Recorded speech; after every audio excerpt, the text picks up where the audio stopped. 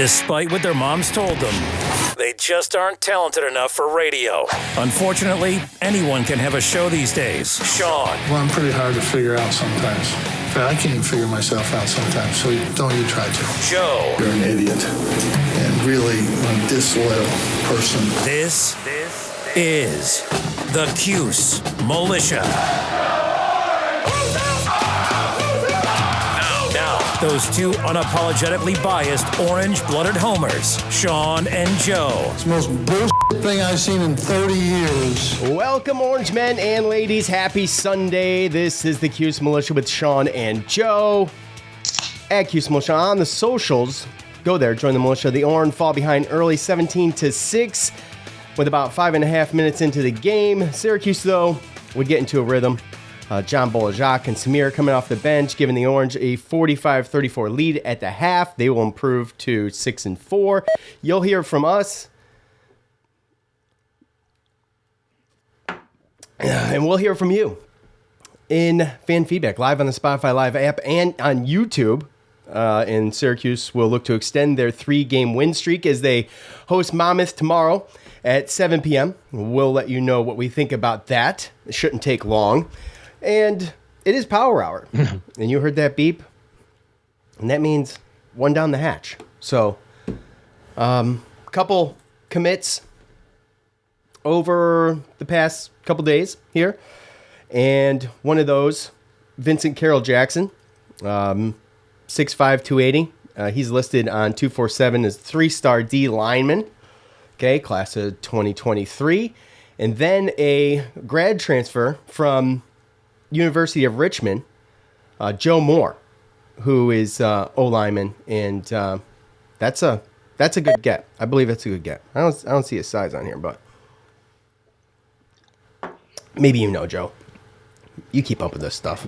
Not like that. Okay. So. Anyways, fifth-year guy, right? He's a grad student, I believe. Yeah. So, well, it could be even more than that, I suppose. But anyways, some experience and some size. He's a pretty big kid. Yeah. Just looking at him. So. Yeah, 6'5", 302. Started all 11 games for Richmond this past season at offensive tackle. So losing Bergeron and losing some of those guys on the offensive line. Still don't know what the deal is with Vettorello, but we know Blyche is coming back. Kalen Ellis, Enrique Cruz, people like that. So it's definitely a situation where definitely need that help. And I don't know how good they're going to be, but adding any type of depth on the offensive defensive line is always going to help us for sure. It's better than a swift kick in the butt. Would you agree? Yeah. Yeah. 100%.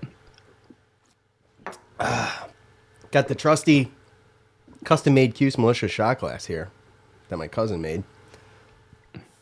It holds beer good. I love New York. Huh? I have an I love New York. Oh, nice. Suits you. Look. Not really. Look, let's get into this game. Exciting game. Not in the beginning. Did not look good from the beginning, but boy, oh boy, howdy, coming off the bench, some big players. And, man, I don't have a whole lot of negative things to say about it, despite the slow start. So, let's hear what Coach had to say immediately following the game. Obviously, a very slow start. I thought Ball and Symir came in and really did some good things, and we kind of worked our way back in there. And then when Judah came back, he got going. And then when Jesse got in foul trouble, Munir, we were plus 10 during the time he was in there. He blocked a couple shots, got a couple buckets down there, was really good. And then when we got the lead, Jesse, we made it where they couldn't double him. We took everybody away from the basket, put Joe over on one side. So we get it to Jesse there. There's no double team coming, and he's getting better all the time. I thought Benny had a good finish there. That's important. We have to find a way to rebound better. Although Chris got 3, which is triple what he normally gets, so I guess that's a positive. But we make some bad decisions. overall, we got the ball to Jesse in good position, and he finished.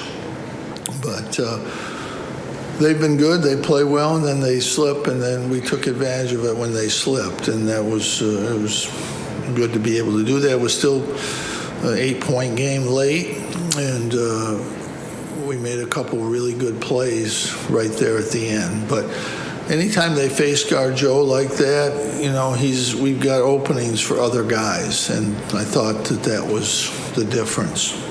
Questions?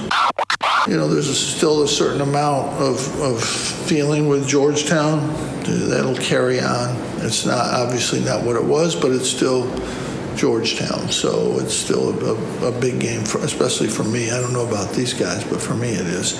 So it's good to get that. But I think overall our defense has been getting better, and I think, you know, we just have to continue to improve there. We can score points without threes. We don't need to make threes. If we can, we will, but we can score points without doing that. Coach, can you touch on the impact the crowd had in this one? Yeah, they're not, you know, they're sleeping most of the time, but they're trying to wake up. We need to play better. The fans have never understood that we need them when we're not playing good.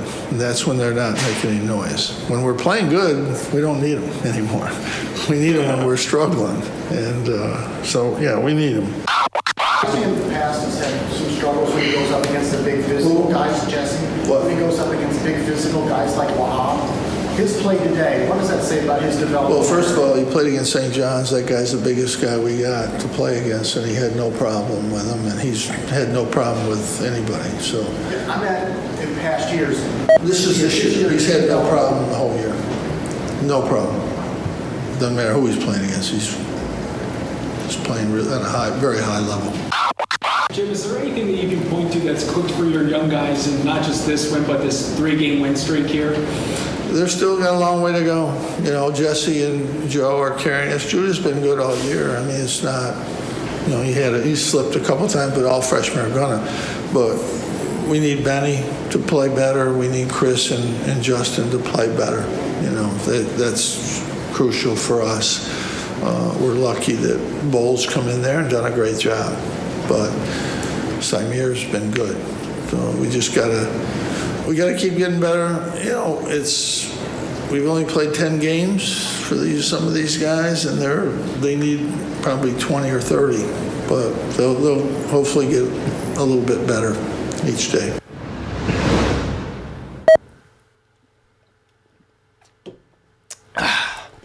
Okay, so 2 things. Well, one thing to start is that 8 minutes in and that beer's gone. So my shot glass is How did that happen? a little bigger than I thought. Well, it's not a standard size. It must be like a shot and a half or something. Anyway, Mine too. we shall continue. So when we get a breather here for a second. Look, I mentioned the slow start. Samir and Bowl come out. Samir had a steal shortly after he hits the floor. Grabbed a rebound. As well, you know, John Bowl too, same thing. Samir hits a couple shots, and before you know it, John Boljak is making a layup, and the game's tied at 20. And I mean, we've talked a lot about Samir and how good he is, and kind of waited for him to turn it on. I felt like this was his best game. A big difference maker, in my opinion, for this game. Plus 10 with Monir in there. With Jesse getting to early foul trouble, you know, he hits the bench with 2 fouls early, and you're thinking questionable fouls, right? A couple of them. Well, You said you thought this is Samir's best game or John Bowles? I thought this was Samir's best showing. I mean, really? for me, and for this year, I think for this year, yeah. Well, I mean, he just had 12 points, 5 assists last game, so. Well, okay. Touche. I mean, but at the end of the day, you know, it showed a good mix and match of rotations. And honestly, too, the one thing that I see that's different is it's the effort, man. These guys know now that if you don't put in the effort, you're coming out. So, and John Bowl and Samir Torrance, older guys that are kind of, you know, ceding minutes to younger guys who have probably overall better talent, as far as ceiling talent. These guys are chomping at the bit to get in the game. So if these guys that start, they don't want to start off well. Samir and John Bowl are more than happy to come in and put in the effort that Jim Boeheim's looking for. Yeah. Well, the thing with Samir is Samir, a lot of times, what he does and what he puts into a game, you don't really see it in the box score a lot. Well, no, that's just it. That was that's like Mark. Like, so a lot of times the things that Mark would do wouldn't show up in the box score, and he was a huge difference maker out there. And Samir, with obviously a talented kid, deserves the minutes. And I guess my point is that when you change things up that early, and you're thinking, man, this looks ugly already, and then you've got a team coming back from 17-6. I was thoroughly impressed. And Samir only with 12 minutes, too. And once they caught up, they didn't hold the lead. It kind of bounced back and forth a tiny bit. But once they really grabbed it, it stayed at 10, 12, 8, around there for the rest of the game. So, still need to... go ahead. You're good. I was just going to say, you're starting to see the effort. You're starting to... This is the second game in a row. We won the rebounds, albeit by one. Yeah. And then we played against... But Wahab and a Cook, they were big guys down there. And we definitely more than held our own down there. Yeah. And you look at 10 steals and 8 blocks and 20 of 21 from the free throw line, and 15-9 with the turnovers, win the turnover battle. That's all just really good basketball. And you're seeing a really, really good percentage from the 2-point line.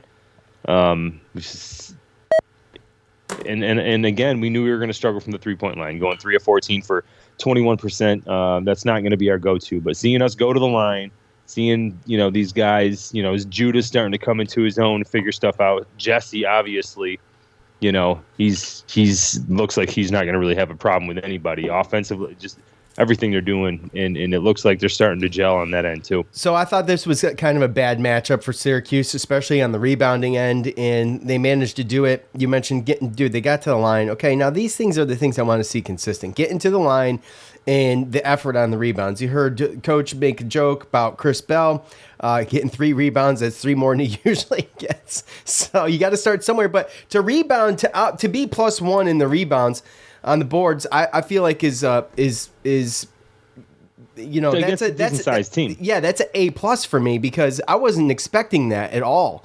And I think while I still think they took too many 3-point shots. Who, Georgetown or us? Us. So they hit early, right? They came into this game shooting 34% from the 3, and they started hitting early, but then they went cold. They went cold. Yeah. Mm-hmm. They shot 24% and we shot 21. And I just don't think it's our game. I think 14's too many if you're not hitting them. But with that said, most of those came from Joe.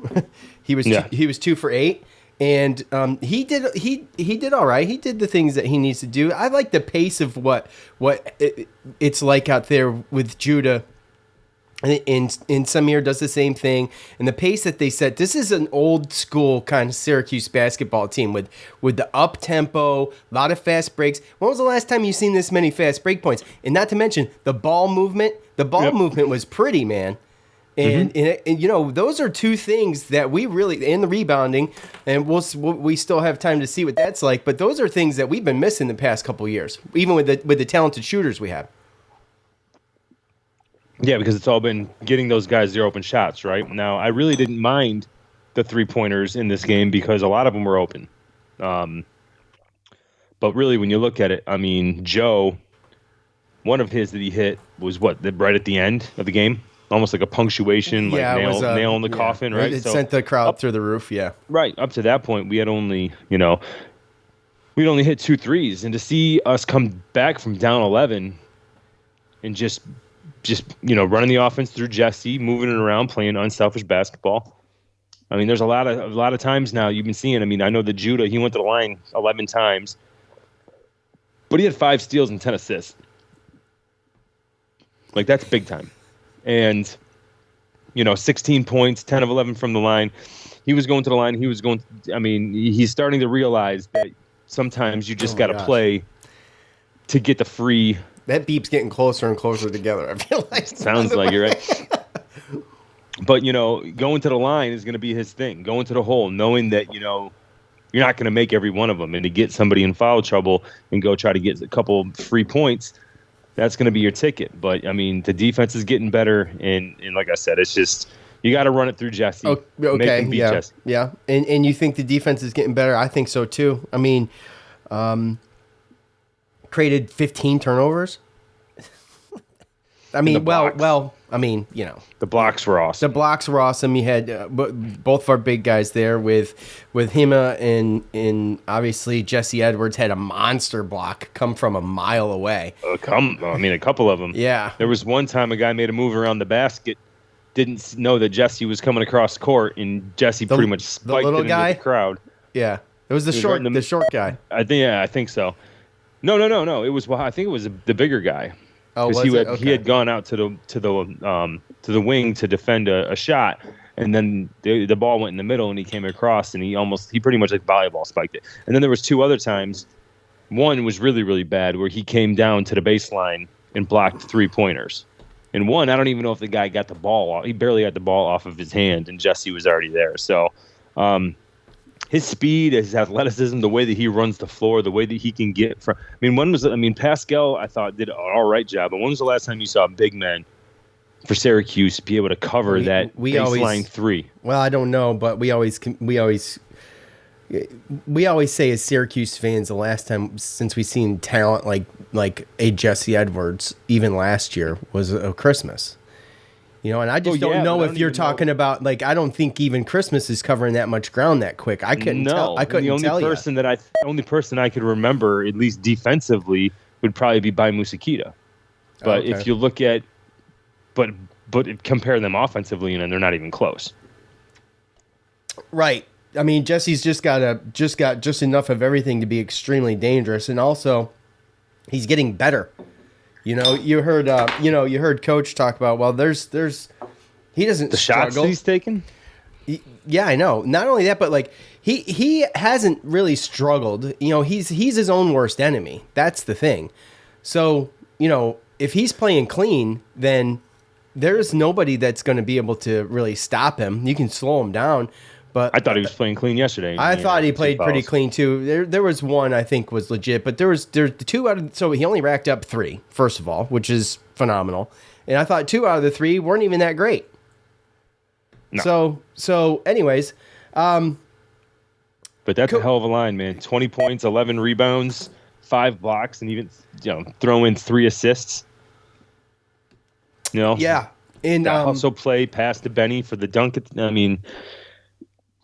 It's just really, really when you start to see teams gel because they know where people are going to be and how to get people. That's how you become dangerous. But oh yeah, I still think there's a long way to go, like Coach says. Oh yeah, especially with Benny and Chris.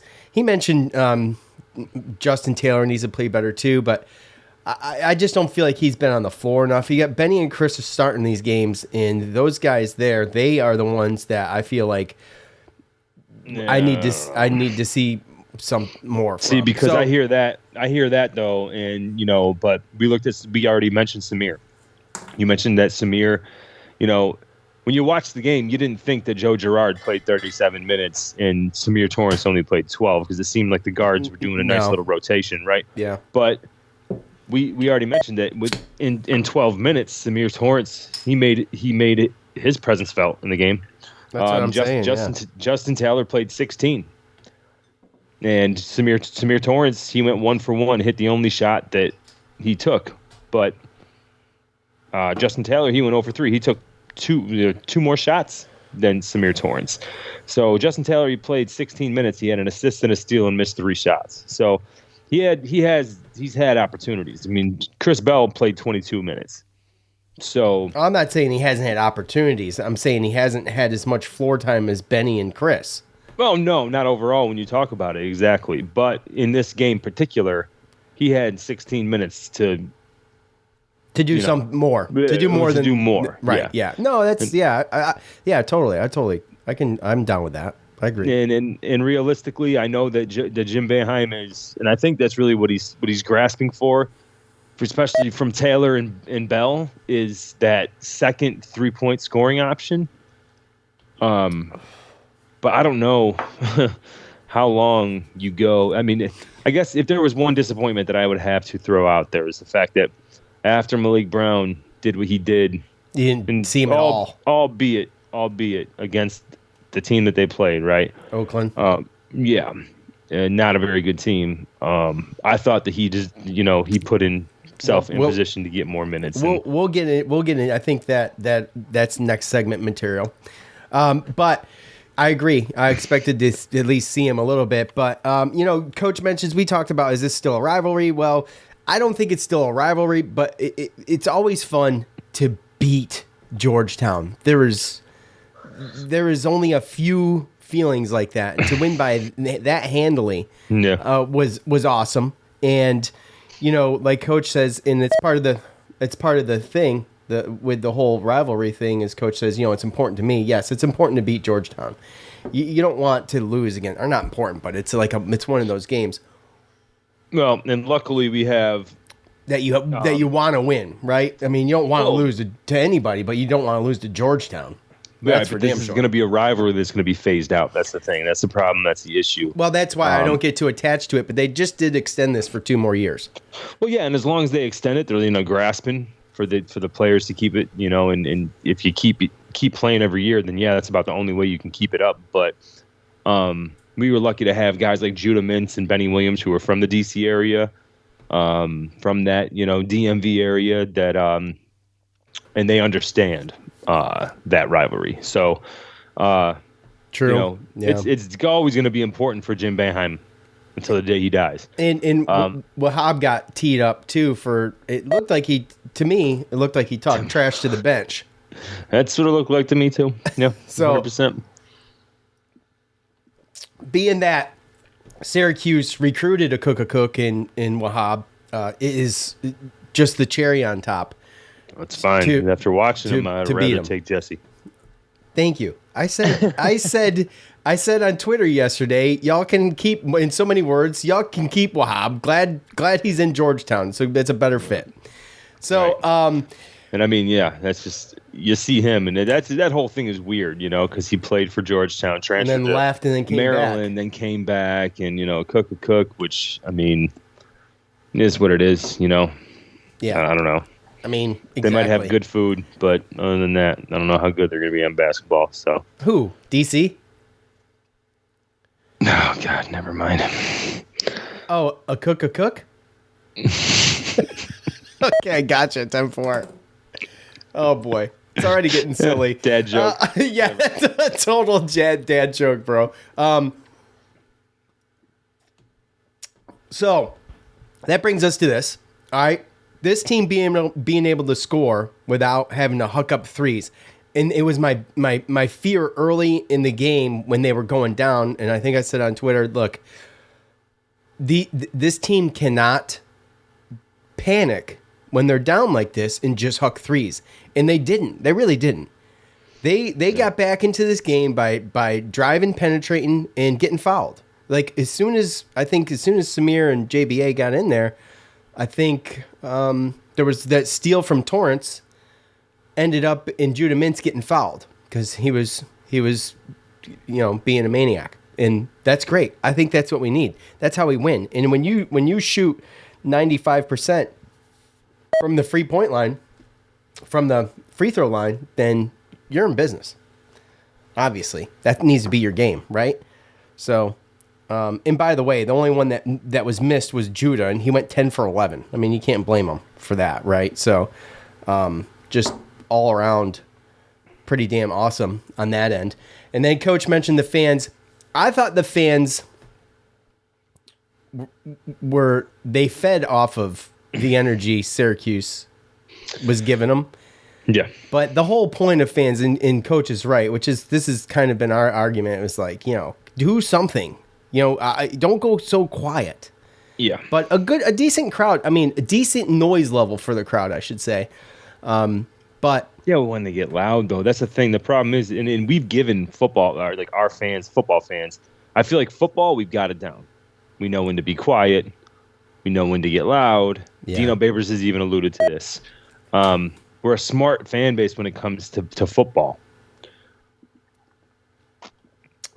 But when it comes to basketball, it's a little different because the wind's taken out of the sails so quickly sometimes that right.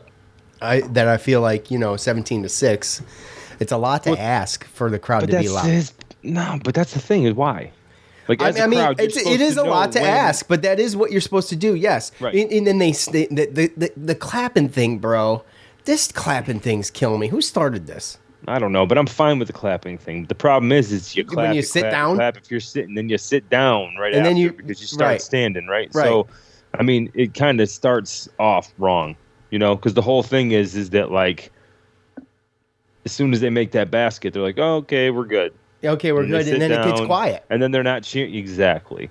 And realistically, that's really not how that's got to go, man. Like if our team is struggling on offense and you see it, you know what I mean? Then you shouldn't be quiet when they're down on defense, right? Like you shouldn't be doing that kind of stuff. They need to know and recognize when they need the crowd to step in and get into it. Instead of like what Jim said, is exactly what happens. We have to fight through it ourselves through a quiet crowd, and then as soon as we start doing good, then they start being loud. They should never be able to shoot a free throw with a quiet dome. I don't care what the score is. That's what kills me. And it is tough to keep the Syracuse crowd going. And they remember the crowd in Illinois? Yes, that's a good example. Yeah, they were wild. Yeah. So, yeah. Especially when we were on the free throw line. Yes, and that's just one of those college traditions that I just don't think we do enough of.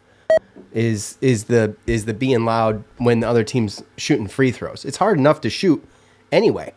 Mm-hmm. So why not make it harder and make some damn noise? So, okay. All right. Anything else to wrap this game up, Joe? I thought it was an excellent game to, again, in a bad matchup, to see what Syracuse could do. And the talent level for Georgetown isn't bad. They're just not. They just, when they started to slip and they kind of lost their groove, they never found it again. No, and you can tell that they're still lacking a little bit of familiarity. Yes, we with talked each other, We talked a lot about coming into this game about all of the transfers that they have and everything. Yeah. And then they started talking about it during the game too. Yeah, and they have talented guys. They're just not meshing, and that's one thing that I think we actually surprisingly had the advantage on was the cohesion between the guys on the floor. They did a tremendous job. Started with Oakland, where you really saw it, and that's Oakland, right? Well, now it's Georgetown. And then we get to look ahead to Monmouth here in one day, tomorrow, and for you listening on Monday, tonight, to be able to do the same type of thing. So the all-time series between Syracuse and Monmouth sits at 2-0 in favor of the Orange. The Syracuse Orange men and the Monmouth Hawks first met in 2012. The Orange won the game handily behind Michael Carter-Williams' 16 assists, 108-56. The team met again in 2016. Andrew White III leading the Orange to victory with his 18 points according to orangehoops.org. Those 18 points from White helped the Orange in a 71-50 win. Howard, White, Coleman, Roberson, Leiden, your starting five. And boy, this is getting ridiculous. I think you could have kept going. Yeah, I know. The Mountain Hawks are currently 1-9, with their only win coming on the road versus Manhattan, 76-69. Miles Foster currently leads his team with 11 points per game and 7 rebounds per game. Forward, I believe. As a team, Monmouth is shooting 40% from the floor, 29% from three, and 60% from the line, Joe. The Orange are starting to get it. They're starting to get in a nice rhythm here, starting to gel a little bit on the court as a team. And just looking at this Mountain Hawks team, it seems to me another opportunity, like I was alluding to earlier, for Malik Brown and some more of these guys to get some burn before we tighten the ropes on playing time entering conference play. So another opportunity to be able to do this, a couple coming up. And by the way, Cornell beat the Mountain Hawks, and we'll face them after that. But by 18. Yeah. So, Joe, I mean, what can you say about this team, right? I mean, this is practice, right? Is that fair to say? Yeah, I mean, it is fair to say. I mean, we do have two things in common. We've both lost to Illinois and Colgate this year. And they did play UVA, and one of their losses is to UVA. But yeah, and they lost by 47. So it's a situation where, I mean, obviously you lose by 27 against Seton Hall, 47 against Virginia. What's that? 48 against Illinois. The teams that we're supposed to be. Yeah, I mean, even they just lost to Princeton 91-54. So I don't even really know what to do with that. And I guess the only thing that you can really look at as far as Monmouth versus like an Oakland is the fact that you have like bigger guys, so to speak. They have, for instance, against Princeton, they got a guy from India, Aman Sandhu, right? He's a freshman, 7 foot, 260 pounds. Big boy, right? Well, he started last game against Princeton, played 5 minutes, had 5 fouls. Holy cow. Yeah, I know, right? So they got Jack Holmstrom and Jack Collins. Jack Holmstrom starts, Collins comes off the bench. Those are really the only 3-point shooters. They huck them a little bit, but they only average about 17 3-point shots a game, so they really don't even have that in their back pocket. And, you got guys like, Miles Foster. He's 6'7", 240. So, he's going to be a little undersized as far as height, but he's got some weight. And Kleeman Vuga, who's a 6'9", 230-pound senior from Slovenia. Isn't that the same as Mark? No. Isn't Mark was from geez, I forget now. I thought it was Slovenia. No, I don't think so. Okay. Well, either way, he's another big body. So,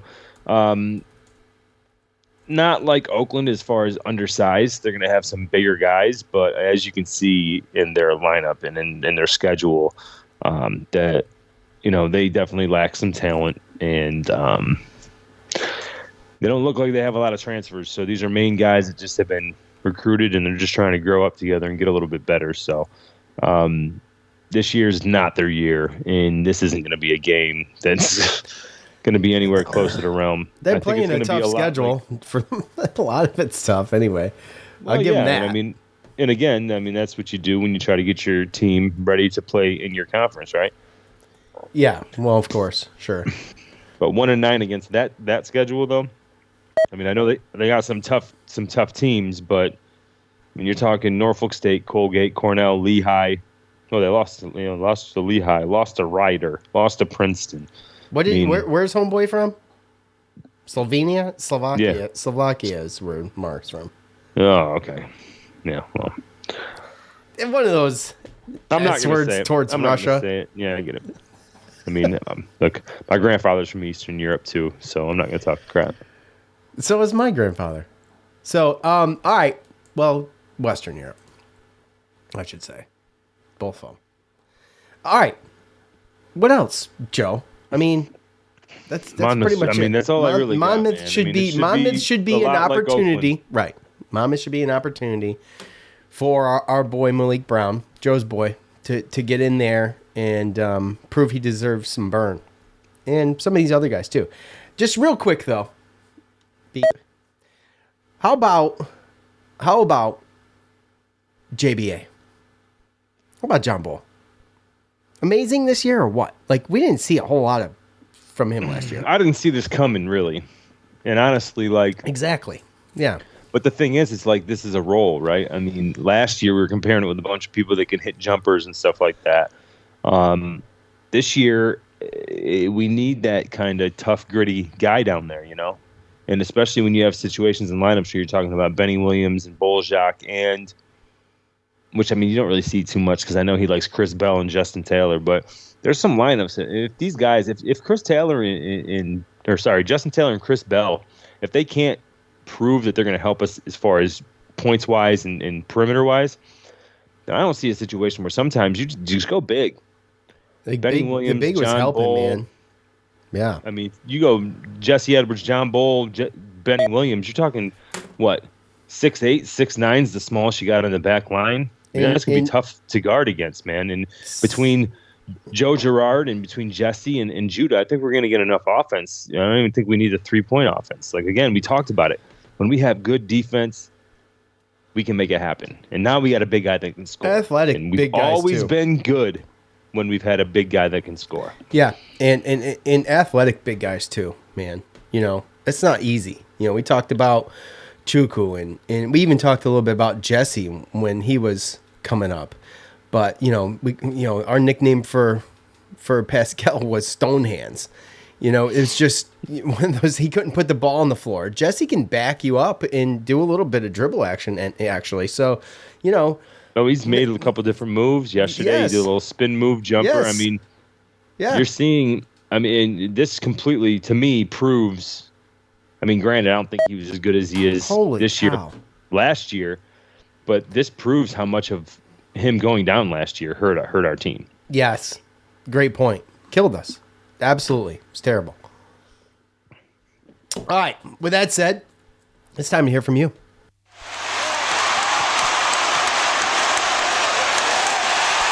It's time to hear from you, the loudmouths from the Loud House.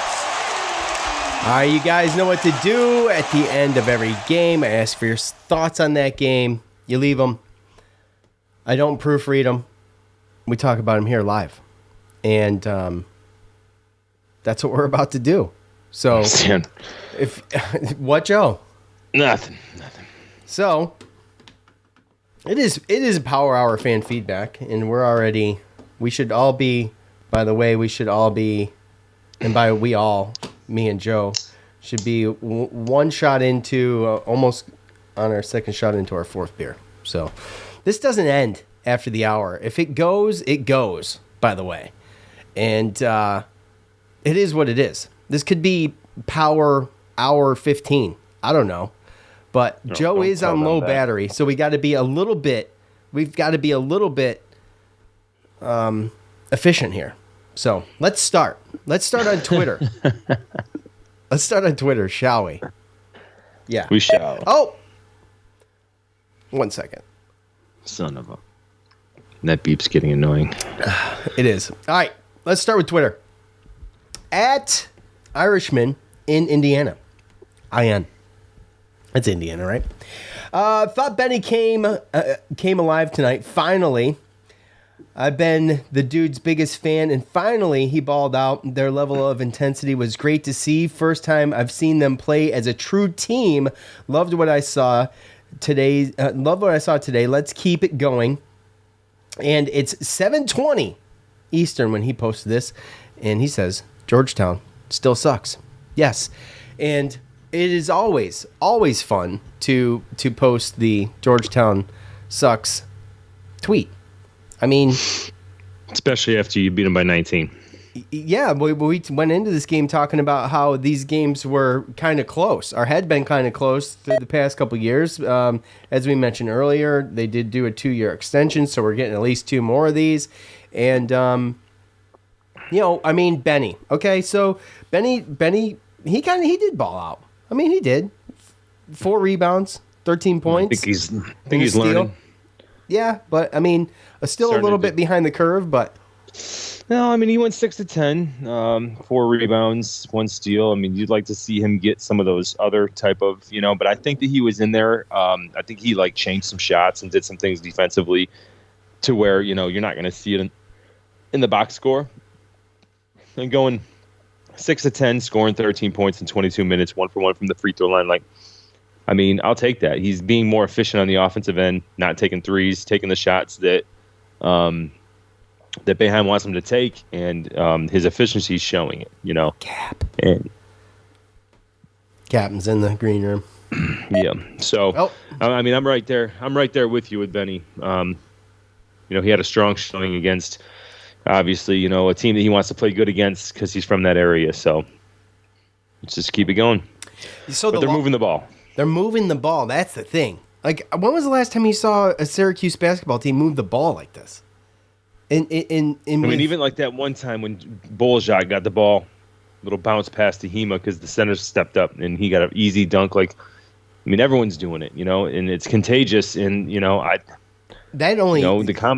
common denominator here to me is John Bull. Yeah, I totally agree with that. This dude come out of nowhere. Like John Bull last year, I see him take the court. I'm like, what the hell? But I'm just saying, ever since he's been getting solid minutes, you've been seeing better defense, and you've been seeing. I mean, this guy. There was yesterday. It looked like at one point he twisted his ankle, was limping up the court, and ended up, finishing the play. There was another time where his shoe fell off. Yeah, his shoe fell off. That's what happened. So I mean, and realistically, once he started playing a lot of minutes, that's when you saw the ball movement. And you can see it. You can see what they're trying to do. They're trying to spread it out, trying to get it to Jesse, work through Jesse, like we said, make him beat Jesse, and it'll open everything else up. Or they'll just let Jesse score 20, 30 points on you. It's hard to stop them all, and that's the thing. There really is so much talent out there that, you can double Jesse, but, I mean, I don't know if that's a great idea either. You just got to have a guy that can hang with Jesse, and you can slow Jesse down, but he ain't stopping Jesse. That's the thing. And, this guy leaps and bounds from last year, along with John Bull. And, man, I'll tell you, I don't want to get too, excited, but it's a little bit tough not to, considering the matchup we were against with Georgetown, in my opinion. Let's knock out two green room gents at once, okay? At Oil Cuse, he says, "Are we good again?" That's his go-to. I'll answer that since Sean definitely won't. The answer is yes. We are starting to gel. Mintz is awesome. Jesse is the best center we've had since Christmas. I really want to know what Joe's mom thinks, though. Joe, did you talk to your mom about this and ask her what she thinks about all that? She's happy about the progress. Perfect. Yeah, I think we're decent. I don't know if we're okay, good's a word. I don't know. Like I said, I don't want to really do anything or say anything as far as that goes until after Pittsburgh. We've got 2 more games. Easy one. Well, an easy one, and who knows? I haven't done my research yet. Yeah. Well, I mean, it always comes down to the same type of stats, right? You've seen the last 2 games, the way that they moved the ball. They've shot over 50% from, the field goal as far as for 2-pointers. And like this going to the line, this game, it's huge. 20 out of 21 is huge. And then you win the turnover battle, you win the rebound battle. I mean, if you win the turnover battle, the rebound battle, and you shoot 95, you get 20 points from the line, and then you're shooting 50% from the 2, you're not going to lose many games. So it's the little things. You don't need the 3.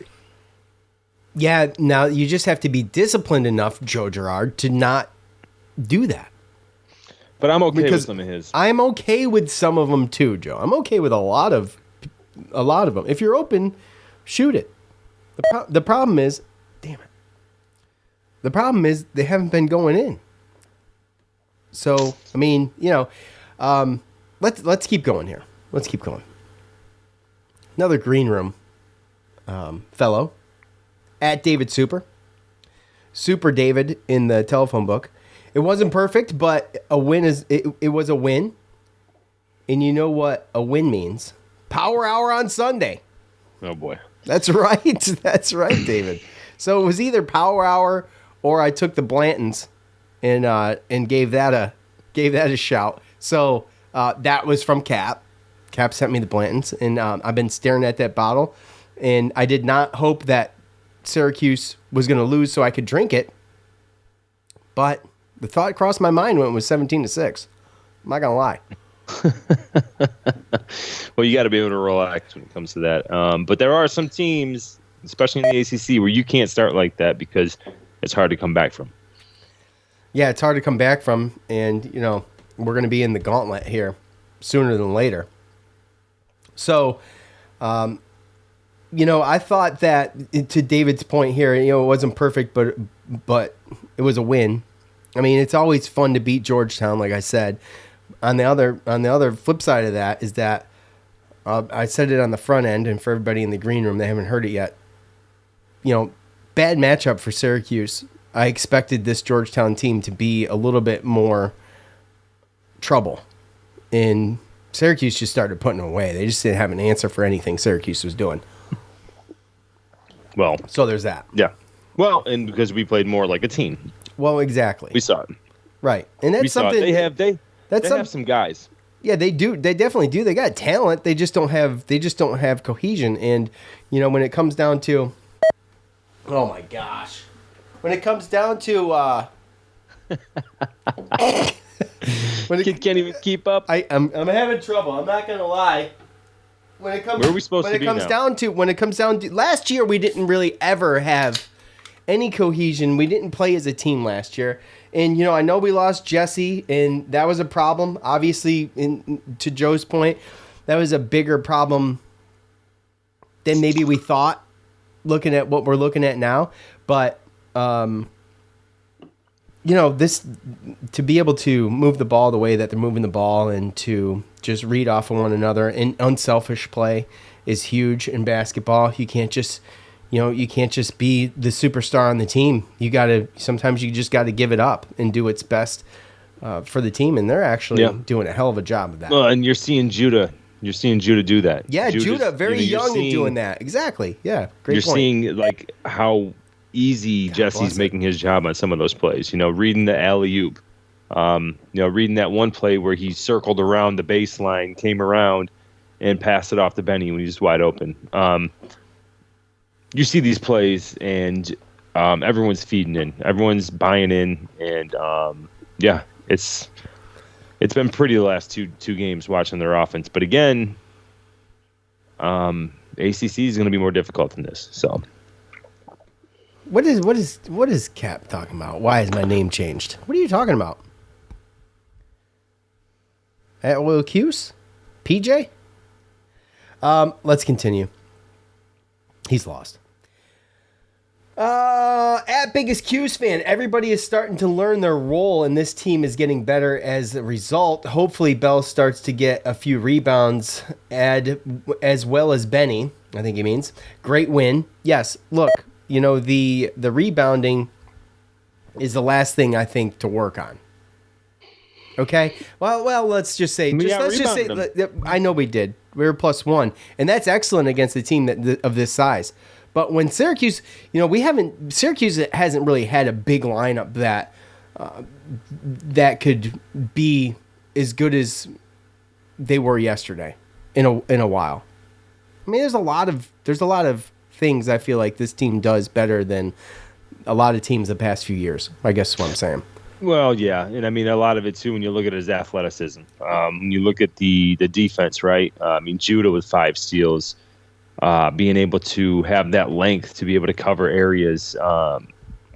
You saw Georgetown; they started out putting guys in the middle, and it was working. And we made a slight adjustment, and from then on, Georgetown struggled the whole way. And as we got confidence, you saw our offense playing better and better and better. So. Yeah, I mean, it's still Georgetown. They beat us the last 2 years, even though I think we've been better teams, and I'm just glad that the better team won yesterday. Yes, I think that the past couple of years, well, we kind of went every other year with them, but just real quick though, to your point, we shouldn't have lost to Georgetown last year. That was ridiculous. They went 0-16 in their conference last year. And it was just, I think it was a matchup thing. And that's kind of, I think, what's different this year. And, that's what we've kind of been waiting for is cohesion. We've talked about this for a while, Joe, I feel like. So, let's head back over to Twitter quickly. Oh, boy. This thing is coming up again already? Golly day. At Cuse Daddy 44, guys are starting to gel. That's the second time we've heard that one. Impressive 3 dubs in a row. 1-0 in the ACC, too. Everyone is really starting to step up. Judah is the best freshman since Tyler Ennis, and he might even be better. Definitely for athletic. Definitely athletic, I think we mean to say that. Yep. Yes. Needed this after a tough week of football news. Yes, it's 3:02 p.m. and Georgetown sucks. So look, yes, the football news was not great heading into this game. And I think it lifted the spirits of Syracuse fans all over the place. And also, you can hear our football impromptu Friday night, which was just magnificent. Off the cuff, if I do say so myself. No, I thought it was pretty good. I thought we'd talk some people off the ledge as far as that goes. And, it didn't really affect any of our recruits and stuff like that. So we'll see what the fallout is after the bowl game. I don't think anyone's trying to not go to the bowl game. So if there is guys that are going to transfer, I imagine there's probably going to be a couple of defensive guys because Tony White's been there for quite some time. But also to qualm now, hey, Syracuse men's soccer is going to the NCAA championship. Yes, Syracuse is a soccer school. So awesome. Yes, I'm just saying. I know, in the year it's of great. Like the World Cup going on and everything, right? I mean, yeah, and the go ahead goal last game was amazing. Yeah, gave me chills. Yeah, it was actually pretty good. Yeah, not a soccer guy, but No, but when I'm just being honest. I don't know. I couldn't name a player on the team. Okay, so I'm not sitting here trying to act like I'm Mr. Soccer and I've been watching all year. No, but I think that it's when you have a sport that isn't covered. And by the way, wearing the script jerseys, shout out to the soccer team for the script jerseys. Yep. Which is always good. Yep. By the way, Syracuse script jerseys being used yesterday against Georgetown and only should be. Not to mention, probably should only be script jerseys, period. I mean, let's be honest. It's the one thing I asked my mom for Christmas. I went to freaking Wegmans. Each his own. You don't like the script, Joe? I'm not saying I don't. I'm just saying that not everybody might. I mean, you can't speak for everybody. Georgetown fans don't like the script. That's who doesn't like the script. That's fine against Georgetown, yeah. Look, I'm sorry, man. I'm not. I was going to buy myself, and here it comes again. Here we go. Right there. I was going to buy myself. How we turned a comment about men's soccer into script jerseys? It's all about Sean and his script jersey. I mean, I have a story for it. Do you want to hear it? I mean, I don't, but I'm going to hear it anyway, so go ahead. Right, exactly. So just accept it. I'm not going to accept it. I'll just listen. I have, I went to Wegmans in James Street, which is my Wegmans. And it's in Virginia Beach. Well, that's my Wegmans when I go home. I mean, come on. Okay. So, so I went there. They had a script jersey, right? I'm like, oh, dude, there's a script jersey here. I was telling my wife, I'm like, I'm getting this. And I'm walking over to it, and I grab it. It's freaking $60? Are you serious? $60 at Wegmans? Good freaking luck. Guess what I asked for Christmas? Have you seen the other prices from Wegmans? My gosh, man. Go try to buy a steak. The surf brands here in Virginia Beach for hoodies is $60. And those are like the name brand surf wear around here. So anyway, are we gonna do fan feedback, or are we just gonna talk about script jerseys? No, look, that's either ridiculous. Way, all I'm trying to say is that for sports that don't get the reporting and the stuff that they probably deserve, we do have to acknowledge when they are having a great season. Absolutely, and I'm glad you started to acknowledge it when they're going to the championship, Joe. Good job. I acknowledged it when they were in it. Oh, the College Cup. Oh, dude, I talked about it way before that. Way before that. I don't know. I'm not going to go any further. I got a story for that too, but I'm not going to do that. Save it. Save it. I'm not gonna throw somebody under the bus. So. Golly day. Well, I told you I'm not a soccer guy. I'm not a soccer guy. You don't have to be a soccer guy to announce on the podcast that they won the ACC tournament. Okay. I literally said that, and you're like, we're not going to talk about soccer. But now we are. Now they're in the championship. Oh, now I'm ready. we are. But you want to try to downplay my interest in it by, you only bring it when they were in the College Cup. I was talking about it when they were in the ACC tournament. His interest. Oh, he goes way back. He goes way back, all the way back to the ACC tournament. Woo, big-time fan. I'm not saying I'm a big-time fan, but I was gosh, here we go. Let's go back to and you were just poo-pooing, we're really going to talk about them? We don't really got time. Let's go back to Twitter, for the love of God, please. At Free Beers 77. This was fun, but I am still cautious. Georgetown is a bad team. We look better. I'm not a huge fan of the starting lineup. Bull should start. Benny should come off the bench. Cy should get more time. I agree with that. Would be nice to see Brown get on the court at all. I agree with that. Quiet game from Taylor. Yes. So there's a lot of good points right there. There we go. Who is that? That's Free Beers 77. Oh God, it's a great handle too. Yeah, I mean that's 77 Free Beers. Yeah, that's it. That is an excellent list. I do. I don't know if Georgetown is a bad team. We'll see what they do. I don't think they're great, but for me, it comes down to the size of that team. I do think they're better than what they've played. You know, Georgetown, no offense, but Georgetown might want to start looking at a coaching change soon. And I know they have like some loyalty to Patrick Ewing, but my God, man, you go 0-16 in your conference last year, and this guy's still on the sideline? Like, I don't understand that at all. This is a foreshadowing here. So, I just think they have the players. I mean, Syracuse recruited 2 of their players. The other ones, every single one of them on the freaking courts are transfers from somewhere. You got to figure it out, right? I mean, they got some good guys. I mean, Primo Spears is good. Cook.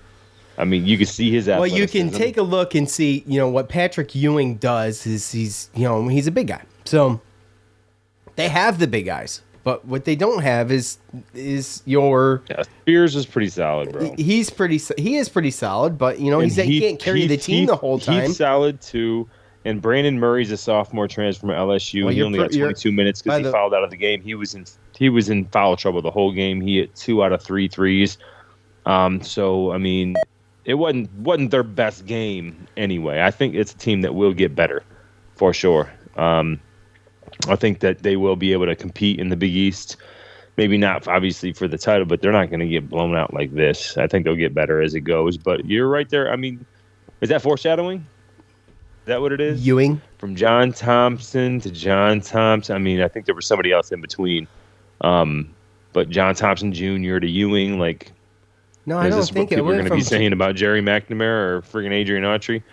I mean, I don't think Syracuse is being their best interest to do that either, though. We've talked about that. I'm not going to go there right now. Yeah, well, that's not even the conversation. No, we're not. That's not the conversation I'm just saying. We're having. Let's go back to Twitter instead, okay, and read another tweet. How about that? At GMoser23, Judah going to be a big problem for teams as he continues to build confidence. Jesse is playing great. Joe Girard has to find his consistency in better shot selection. I'll get it out. Still needs better board work from Bell and Benny, but overall we are trending in the right direction. Yeah, absolutely. I mean, I think Joe is going to have to settle down into more of like his defense. Just he's got good defense sometimes. Okay, so what do you have? 2 steals last game, and did he have any this game? No, he did not. Okay, well that's disappointing, but. To be able to, Joe is that guy, though, I think that can do that. I think he's talented enough to do that, and to be able to turn defense into offense, I know he has it in him. But at the same time, the 3-point stuff, I think, is going to get reeled in because this team just shot 21 from the 3, but 58 from inside the arc. Yeah. So 24%, or excuse me, 21% from 3, and then 58% from inside the arc. And I think that just with the size that Georgetown has, that says something about what this team can do, and that needs to be their model going forward. And the problem is can they be disciplined enough to do that, Joe? Yeah, I mean I hope so. I mean, realistically, it comes down to a couple guys, right? I mean, Benny Williams.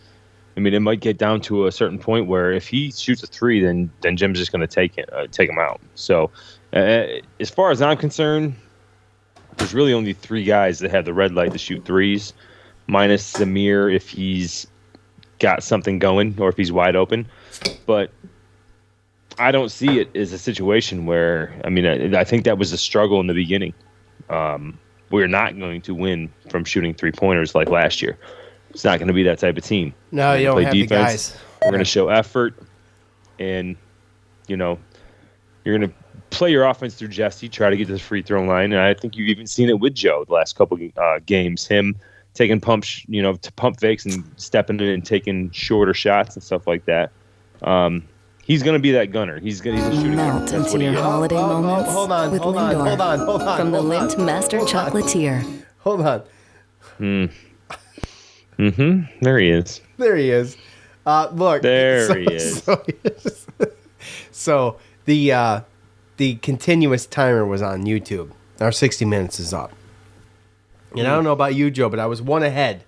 So I was 1 ahead at the end of that. I'm on my sixth already. Yep. Yeah, I'm on my 6th beer. So I was 1 ahead. Now, if you want to keep going here, we can. We can just do this here. I'm not going to fill up the shot glass anymore. That's fine. You do what you want. You do what you want. Take a sip. I'm done with the shot glass, too. Now, here's the thing.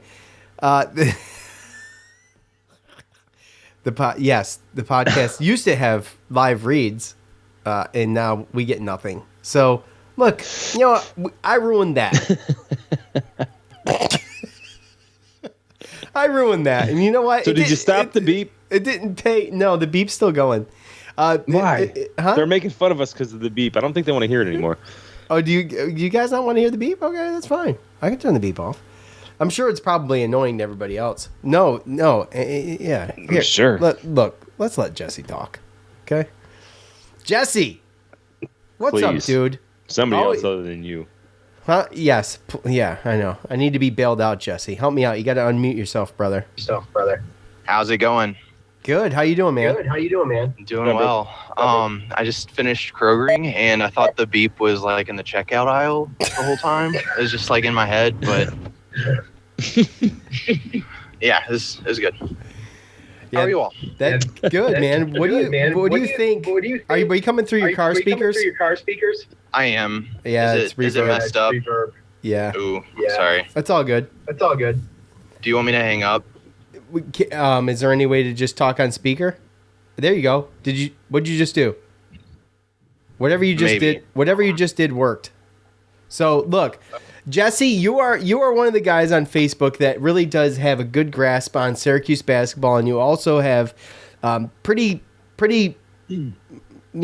high quality things to say and fan feedback. So coming into this season, obviously we didn't set expectations, but we got a lot of talent on this team. It started a little rough, but what do you think now as we're looking ahead and we got 2 games before we start conference play? What are you thinking?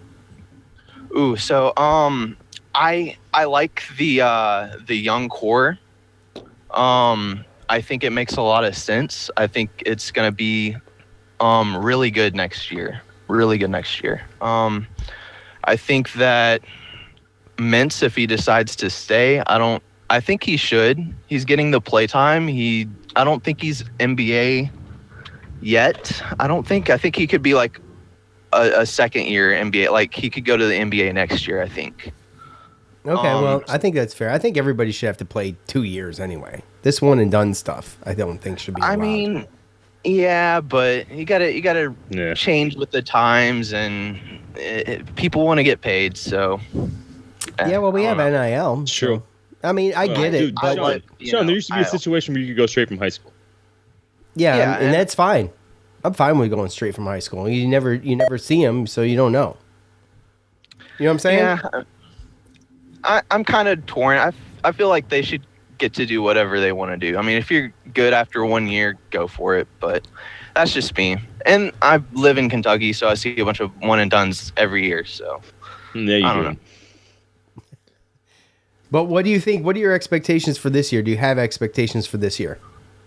Not really. I'd like to see us go to the tournament and just kind of maybe win a couple games or just get some run in the tournament, see what it's like for the guys next year. I think they'll be a really good team next year.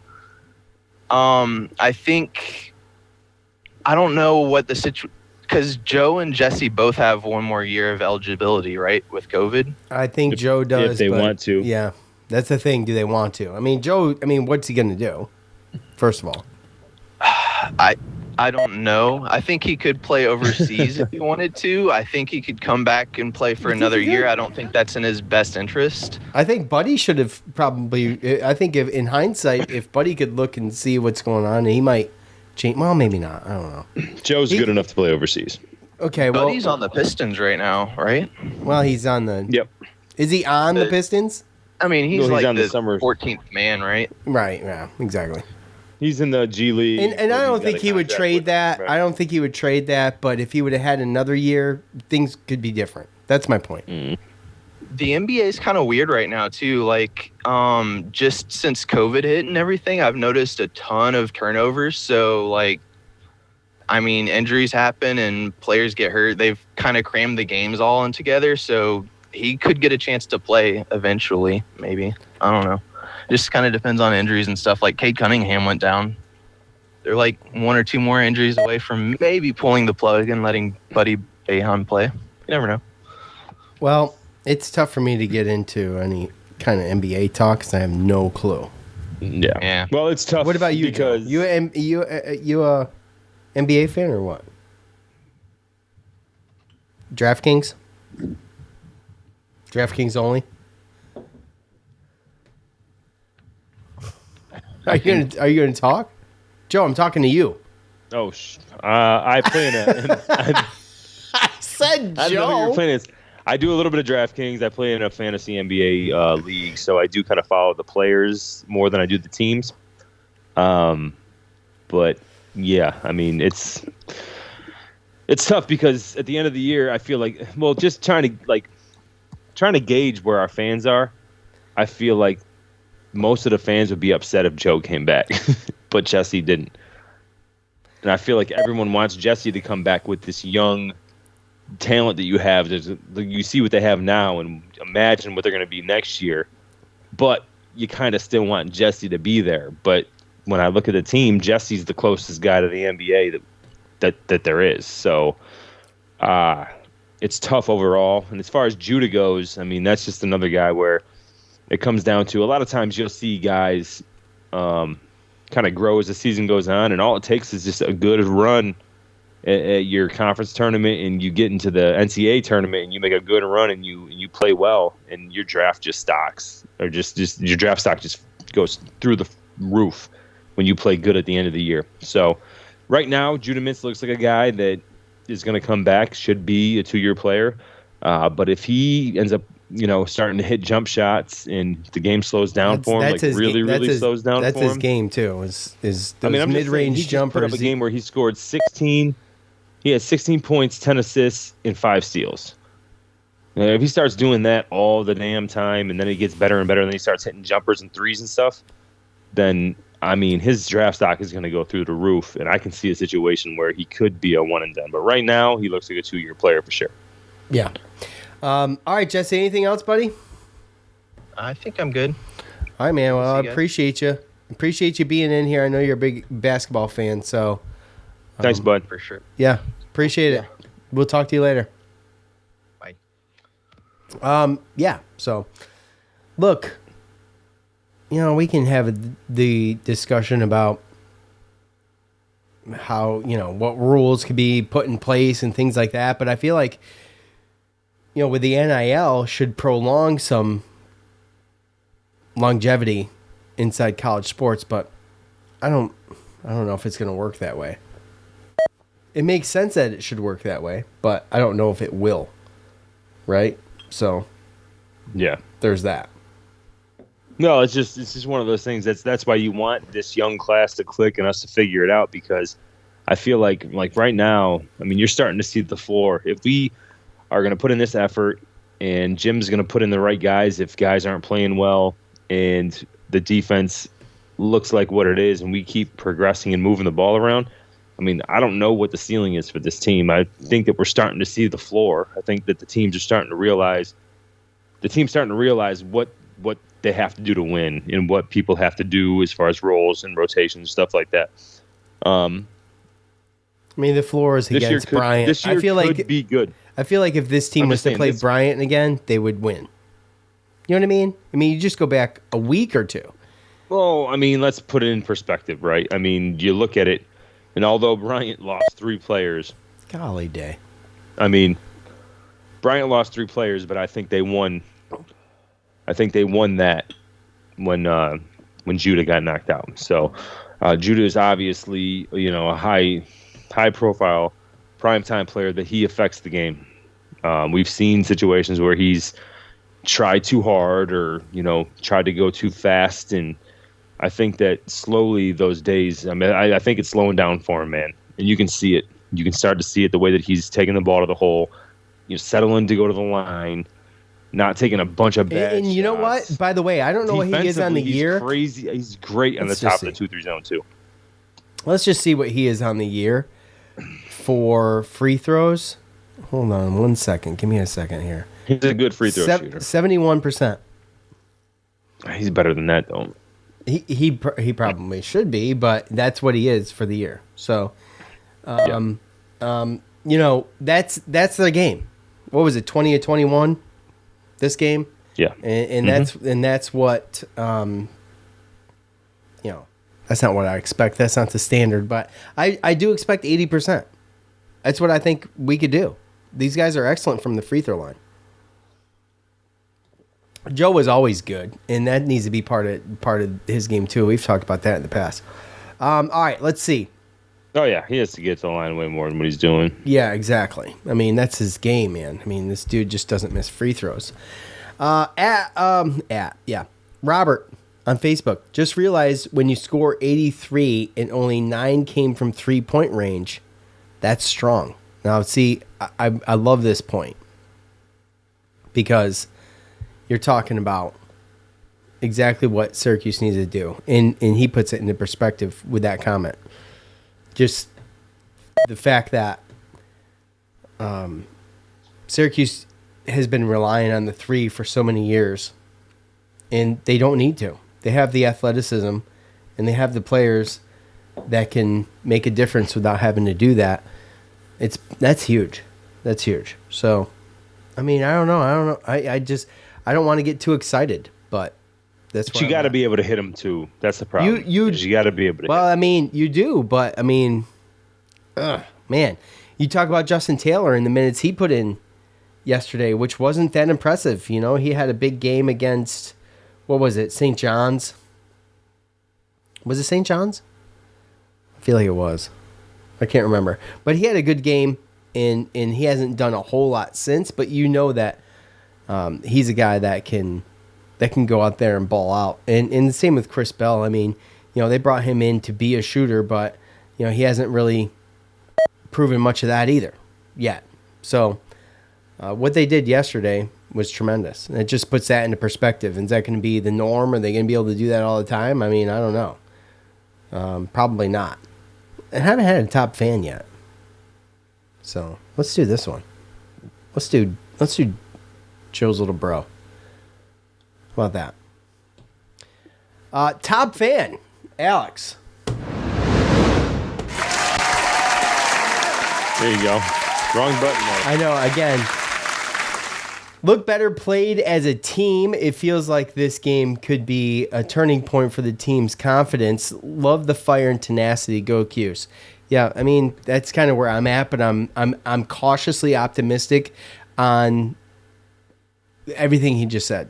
A turning point, I don't know. We don't know how good Georgetown's going to be. We just know that they have large men who can usually disrupt a Syracuse basketball team. So I don't know, but not like a high scoring 3-point team either. So, you get to some of these ACC teams, and you like you said, Joe. To your point, you're gonna have to hit some of those, and there's gonna be a point in time where we need to play catch up, and we need to hit threes. Well, yeah, but at the same time, there's so much time. There's so much time in a game to be able to catch up. And when you look at how we've been playing from Notre Dame and how it's kind of evolved, and, like we talked about, they did it against Oakland. We pulled one out at Notre Dame, huge win. Going to be a quad 1 win, most likely. Yeah. By the way. But playing Oakland. Go ahead. No, you're good. Go. Playing right Oakland? Right? Huh? Notre Dame's playing Marquette right now, right? Is that what you're going to do? No, it was not.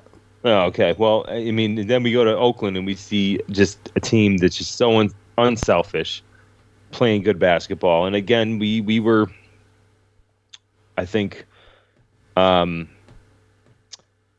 brought up how Oakland's not that good, so we understood what the situation was, right? It wasn't like it's a world beater, but beating them by 29, that's pretty solid. And then, let's see what we can do with the step up. And I wouldn't argue that Georgetown was a step up in height and size and athleticism. All right. And we won by 19. So, let's see what happens. We have 2 more games. We talked about this. We can get to 8-4 by beating Monmouth and Cornell. But even looking into, going into ACC play, playing at home against Pitt, at home against Boston College. Boston College hasn't, they're not the greatest team in the ACC. In Louisville, they lost. They're still winless. They lost to Florida State the other day. So, and Pitt is 80th in the net rankings, by the way. Right. So Pitt's gonna be the one, right? Pitt's got some players, but you're going into, if we take care of business, Monmouth and Cornell, we're 5-game winning streak. At 8-4 at home against Pittsburgh, that should be a pretty good crowd, and we have confidence going into that.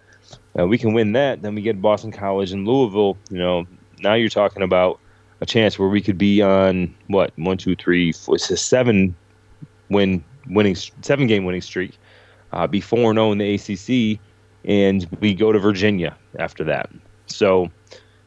That's really when it starts. And then we got Virginia Tech and then Notre Dame at home. So we're going to have a matchup against Notre Dame, which I'm sure they're going to want to be chopping at the bits to be better at. So, that's going to be the gauntlet. But, I really see a situation where, we can go and get 11-4 and move forward into this tough, schedule. And I think that changes everything.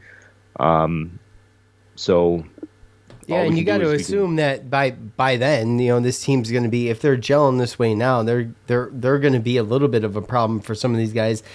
Pittsburgh is 80th in the net rankings, and I saw, you mentioned Virginia Tech. They're actually not that bad, and I think they're 33rd in the net rankings. So Pittsburgh is a quad 3 game at home, which is, you cannot lose that game. That's another one of those situations. And Pitt's one of those teams that just is trouble. It's always close. It's always an issue.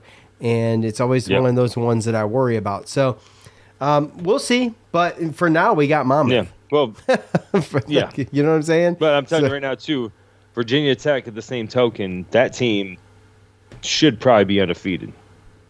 At 10-1, their only loss is a game at College of Charleston by 2 points. They beat Minnesota. They beat North Carolina. They beat Dayton. They beat Oklahoma State. They beat Penn State. And Penn State just beat Illinois last night by a pretty hefty margin. I think it was double digits. So, there are some teams in the ACC that are definitely tough. But like you said, right now it's, can we do the same thing that we did to Oakland and Georgetown, to Monmouth and Cornell? And I think the answer is yes. But I think at the same time, we do need to heed our expectations based upon this game.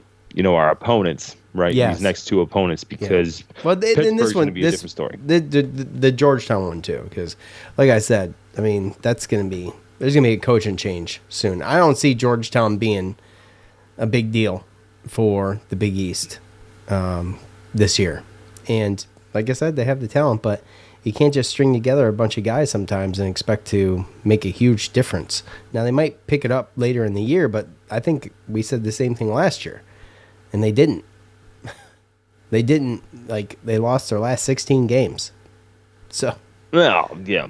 Well, that's because we lost to them, right? I mean, that's kind of like the playbook, right? Like, you lose to somebody and you hope you want to that, look for the silver lining for them to make an excuse for your loss. Yeah. to justify it, right? Justify it, sure. Good, right? Yeah, that's just like, nope. And then that's what we did the other day, right? I mean, right now it looks like the 4 teams we lost to are going to make the tournament. And if that's the case, then these 4 losses don't look that bad. But that's just us justifying it in our heads because we really don't know. Long season. Oh, that's it. So, yeah, it's just we're just gonna have to see. But the hell was that? There we go. I don't know. What was that? There he is. Sounded something. That was my 50 cal replica. No, thank God it wasn't real, huh? No, there's no powder in it. I'm just saying, it's so easy to get. You know how our fans go. The overreactions, like just. Well, that's I was talking to my brother about our fans yesterday, and I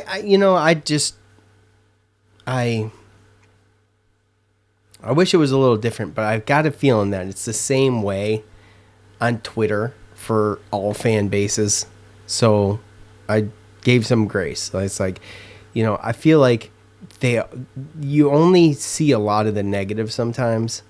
And when we go through fan feedback through our Twitter feed and our Facebook feed, like you can always go through there and see some very optimistic, poignant points being made. And I just stick to that because that's how fans are. But to Coach's point, and we talked about it on the front end, you got to be loud even when the team is not doing great. Maybe sit down and clap. And then when they score, you stand up. And then you don't sit back down again for the rest of the game.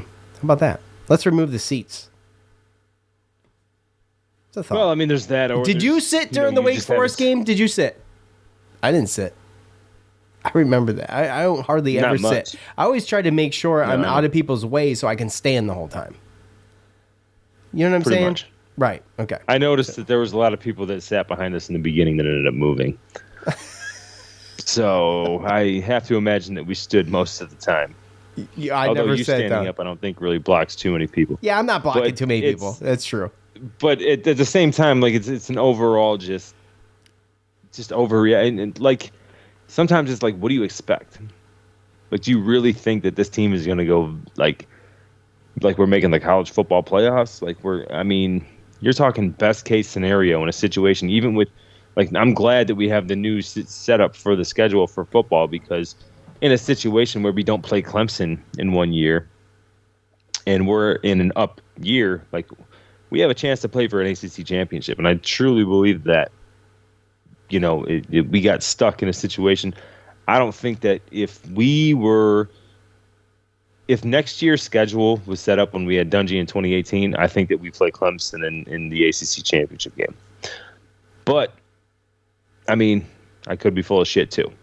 I just think that it's a situation where when you were stuck in a division with Clemson, you were never going to make the ACC championship, right? So now the way it's set up, like that's like the maximum of what. I mean, if you think that you're going to go to the college football playoff and compete against the Notre Dame of Michigan and Ohio State of Georgia and Alabama, like that's not where we are right now. And it's like puzzling to me to understand, or try to understand why those expectations were even put there. Right. Yeah. Right. Yeah. Like that the fact that before the season, just getting to a bowl game was good enough, but now 7-5, it's not. Right. And that Dino's a horrible coach, but yet Purdue's looking at trying to possibly hire him. So he must be really, really bad. He's horrible. Right. That's why Purdue wants him. Sure. Yeah, Purdue that just went 8-4 and went to the Big Ten championship game. Yeah, Purdue. Granted, we beat them, but still, they really beat themselves that game. So they did beat themselves. UVA beat themselves. Yeah, those 2 wins were frustration wins from the opposing team. So. Yeah, but I'm glad to see that we didn't lose recruits. It seems to me like Lenore Sellers he's with Jason Beck. Right. And we didn't lose any defensive guys. Right. And we even added 2 linemen today. Yeah. And by the way, what was that? The first one I mentioned? Oh boy, I'm gonna put myself in a hole here. He's listed as a D-line or offensive line. He's a D-line in 247. So I think he fits the D-line better, but you got one of each. Let's say we got one of each. That's good. So, it is what it is. But all right, I think that's going to do it. Power Hour +1, by the way. That was 6 in, I don't know how long we've been doing this. Hour and 20. Too long. Something like that. Too long, exactly. Exactly. All right, we will see you back here Wednesday, I think. Tuesday. For Joe, I'm Sean. We're out. Peace. Yes, it is Probably Tuesday. right with Wednesday. It is Tuesday. We're back here Tuesday.